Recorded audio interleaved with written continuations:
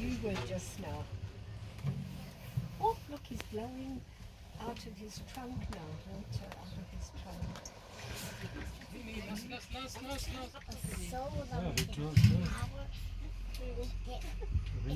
Oh, jumping on them. Look how they're playing. It looks like you and What is it, two? what kind of playing? Two young males, most likely. Yeah, it's interesting. Nice how they play. You see how the one climbed onto the back? They often do that when they play fighting. It's a sign of dominance. So he's showing that he's winning. Check out, they're smelling the air now. Both of them stop and just put their nose out their trunks out the water.